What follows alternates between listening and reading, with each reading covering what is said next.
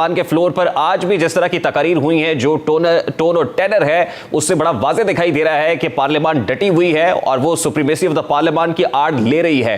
क्या supreme court of Pakistan जो कार्रवाई है पार्लियामान की वो नहीं मंगवा सकती है, और क्या ये बाउंड नहीं है पार्लियामान कि वो ये पब्लिक रिकॉर्ड शेयर करे सुप्रीम कोर्ट के साथ? देखें, इंफॉर्मेशन तो ली जा सकती है, इसमें तो कोई केवल नहीं है, क्योंकि पार्लियामान की तमाम कार्रवाई जो है वो पब्लिक होती है, इसको पब्लिक डॉक्यूमेंट कहा जा सकता है। लेकिन जो मौजूदा सूरत हाल है और जिस अंदाज़ में ऑनरेबल चीफ जस्टिस साहब ने मंगवाई है, उस पे ज़ाहिर है इनको पार्लियामान को कंसर्न है। वो ये समझते हैं कि हमारे मामलात में दखल अंदाज़ी की जा रही है, और इसकी बड़ी वजह उस पे है जो कि lawyers practice and procedure act के हवाले से जो सुप्रीम कोर्ट ने 8 रुकनी बेंच बना के उसको रोक दिया, उसकी इम्प्लीमेंटेशन को रोक दिया। तो ये चीज़ें जब आमने सामने दो इदारे आ जाएं तो फिर मैं क्यों मानूं, ये बात तो फिर है। उधर से वो कहते हैं जी हमने ये करना है, इधर से ये कहते हैं।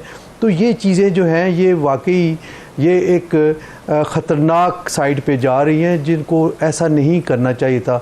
देखिए, चीफ जस्टिस साहब जो मंगवा रहे हैं कार्रवाई, वो मेरा ख़्याल है कि पीटीवी न्यूज़ पे वो मुसलसल लाइव आता रहा। हमने ख़ुद कई MNA साहबान की तकारीर सुनी, तो वो तो मौजूद है, वो पीटीवी को भी ऑर्डर कर सकते थे। पार्लियामान के रिकॉर्ड का हिस्सा है। जब पार्लियामान चीफ जस्टिस ऑफ पाकिस्तान अगर मंगवा रहे हैं और उसको इस सूरत में कि करारदाद लाई जाए, ख्वाजा आसिफ साहब ने आज ये कहा कि करारदाद मंजूर कराई जाए और ये कार्रवाई जो तफसीलात है वो शेयर ना की जाए, तो सुप्रीम कोर्ट ऑफ पाकिस्तान मंगवा सकती है। पार्लियामान बाउंड है कि वो शेयर करे, ये डॉक्यूमेंट होता है, पब्लिक होता है, जैसे आपने कहा। तो क्या फिर पार्लियामान फिर तौहीन अदालत कर रही है?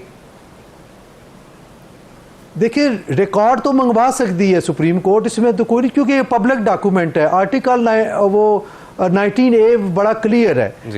इंफॉर्मेशन एक्ट बकायदा बना हुआ है, उसके तहत भी इंफॉर्मेशन सीख की जा सकती है। तो कोई ऐसी बात नहीं है, मांग सकते हैं आप। चूँकि जो इस वक्त हालात हैं, मैं at the cost of repetition ये अर्ज़ कर रहा हूँ कि हालात ऐसे हैं कि जो मैं ना मानूं वाली बात है। सुप्रीम कोर्ट भी नहीं मान रही, पार्लियामान भी नहीं मान रही। तो ये मामलात आप देखें हेड एंड कोलिजन की तरफ जा रहे हैं। हालात तो इंतहाई तशवीशनाक है। नूर आलम खान साहब ने यह कहा है कि सेनेट की इस्तेहकाक कमेटी के सामने रजिस्ट्रार सुप्रीम कोर्ट पेश हों। अगर रजिस्ट्रार सुप्रीम कोर्ट इसमें पेश होते हैं और अदालत जो है उनको इजाजत देती है कि जाइए और इस्तेहकाक कमेटी के सामने पेश हों, तो फिर तो इसका मतलब है एक सिलसिला और दरवाजा खुल जाएगा। क्या देख रहे हैं आप? वैसे देखा जाए तो सुप्रीम कोर्ट का इंटरनल ऑडिट या हाई कोर्ट्स का भी इंटरनल ऑडिट सिस्टम बड़ा स्ट्रॉन्ग है, और बाकी महकमों से मैं समझता हूँ कि बहुत स्ट्रॉन्ग है। मैं ख़ुद लाहौर हाई कोर्ट का जज रहा हूँ और मुझे पता है कि ऑडिट कितना सख्त होता है। लेकिन और मुझे नहीं लगता कि कोई ऐसी हैंकी पैंकी हो। अगर सुप्रीम कोर्ट अपना ऑडिट दे दे, वो अपना रिकॉर्ड दे दे, तो कोई इसमें हर्ज नहीं है।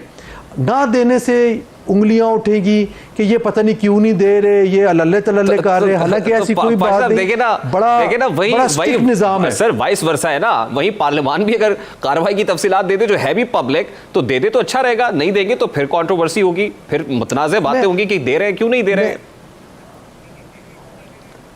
रेहान साहब, मैं यही अर्ज कर रहा हूँ कि अगर अदलिया भी दे दे अपना रिकॉर्ड, ऑडिट रिपोर्ट दे दे, तो कोई मजाका नहीं है। वो उन पे कोई इस तरह खर्च बड़ा मुश्किल है, वहाँ से एक एक पाई का हिसाब होता है। मैं खुद चूँकि आपको बताया है कि मैं उस प्रोसेस का हिस्सा रहा हूँ, जज रहा हूँ हाई कोर्ट का, मुझे पता है कि कितनी मुश्किल से जो है वो कुछ सेंक्शन होती है, किस तरह पैसे रिलीज़ होते हैं, कितने मराहल से गुजर के आते हैं। और ये बाकी महकमों से बल्कि सख्त है ऑडिट सिस्टम, सुप्रीम कोर्ट का भी और हाई कोर्ट का भी। और पार्टी साहब, रजिस्ट्रार सुप्रीम कोर्ट नहीं है, बिल्कुल ठीक है, रजिस्ट्रार सुप्रीम कोर्ट को बुलाने तक बात महदूद नहीं है, बल्कि साबिक चीफ जस्टिस साकिब निसार को भी बुलाने की बातें हो रही हैं। आपको लगता है कि जो साबिक चीफ एग्जीक्यूटिव है, जो चीफ जस्टिस है ऑफ द सुप्रीम कोर्ट, उनको बुलाया जाना भी ये मुनासिब अमर होगा? बुलाया जाए, इंटेरोगेट किया जाए, ठीक है, अपनी मिसाल आप होगा, एक प्रेसिडेंट सेट होगा। देखें, अब तो वो चीफ जस्टिस नहीं है, और अपने दौर में जिस तरीके से उन्होंने डैम फंड क्रिएट किया, ये उस मनसब का तकाजा नहीं था जिस मनसब पे वो फाइज थे। जिस अंदाज में फ़ंड कलेक्ट किया गया, फ़ंड रेजिंग की गई, वो भी एक चीफ जस्टिस के ओहदे के उसके मैं समझता हूँ कि उनके मयार के मुताबिक नहीं था, उन्होंने किया। फिर अब इस वक्त लोग पूछते हैं जी वो फ़ंड कहाँ है, वो कहते हैं जी कि मैंने किसी मुनाफा बख्श स्कीम में जमा कराए हुए हैं, इन्वेस्ट किए हुए हैं, उस पर अब इतना प्रॉफिट हो गया है। क्या जब आपने बतौर चीफ जस्टिस ऑफ पाकिस्तान एक फ़ंड रेजिंग कैंपेन की, आपने फ़ंड इकट्ठा किया, तो किस कैपेसिटी में आप आफ्टर रिटायरमेंट आप उसको लुक आफ्टर कर रहे हैं? मैं इस मामले में नहीं पढ़ता कि उसको मिस यूज़ किया गया या उसको सही यूज़ किया गया, लेकिन फैक्ट ये है कि वो उनकी कस्टडी में है, मौजूदा सुप्रीम कोर्ट के पास तो देखिए नहीं है। देखिए ना तो पाश साहब, जाहिर है मिस यूज किया गया या नहीं किया गया ये तो एस्टैब्लिश बाद में होगा, लेकिन मामला तो सारा ऑप्टिक्स का है। और फिर अब जाहिर है बात तो जाएगी कि साकिब निसार साहब गए हैं, अब वो जाते या नहीं जाते ये भी एक अलग बात है। लेकिन पार्लियामान जिस तरह से एक्ट कर रही है उस पे chief justice of Supreme Court justice Umar Ata Bandial साहब अभी तक रिस्ट्रेन का मुजाहरा कर रहे हैं, बड़े सब्र का मुजाहरा कर रहे हैं। अगर ये कहे अभी तक बड़े तदब्बुर का मुजाहरा किया गया कि सिंगल स्ट्रोक ऑफ पेन कोई भी हुक्मनामा जारी हो सकता था लेकिन वो नहीं हुआ, इसको कैसे देख रहे हैं आप? मेरा ख्याल है कि चीफ जस्टिस साहब बड़ा फूंक फूंक के कदम रखते हैं, वो इस तरह कोई ऐसा नहीं एक्ट करेंगे कि फौरी तौर पे। उनको ये भी पता है कि पूरी पार्लियामान है, 180 मेंबर्स हैं कौमी असम्बली के, और इसी तरह हुकूमती इत्तेहाद की मेजॉरिटी है सेनेट ऑफ पाकिस्तान में, तो वो किस को कंटेम्प्ट नोटिस देंगे? मेरा तो ख्याल है कि वो अब जिस तरफ मामलात जा रहे हैं वो चीफ एग्जीक्यूटिव को शायद दें, चूँकि डेट तय नहीं हो पाई तो मामला अभी भी सुप्रीम कोर्ट में आना है। और हमें इस बात पे भी तशवीश है कि जो लास्ट डेट ऑफ हेयरिंग थी और जो कार्रवाई थी उसकी ऑर्डर अभी तक बाहर नहीं आया। वो शायद ये देख रहे हैं कि पॉलिटिकल पार्टीज़ किसी नतीजे पे पहुंचती हैं, अगर पहुंचती हैं तो उसके मुताबिक वो ऑर्डर बाहर आएगा, अगर नहीं पहुंचती तो फिर उसके मुताबिक आएगा। अब दूसरी तरफ हम ये देख रहे हैं, अभी मैं देख रहा था क्लिप पे कि रिव्यू में हुकूमत चली गई है, election commission of Pakistan review में चला गया है। वो कहता है जी जो वो उसमें चले गए जी कि आप नहीं डेट दे सकते, आप अपने ऑर्डर को रेक्टिफाई करें।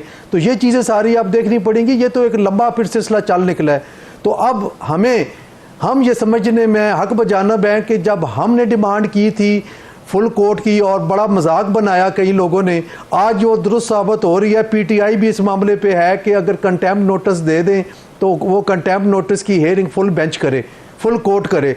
तो आखिर पहले ही अगर फुल कोर्ट बन जाता तो क्या मजाका था। इसीलिए कल हम यही सोच ले के कल हम गए थे और हमने रिक्वेस्ट की थी जनाब चीफ जस्टिस साहब से, पूरा बेंच बैठा था कि जनाब आप 7 रुकनी बेंच बनाएं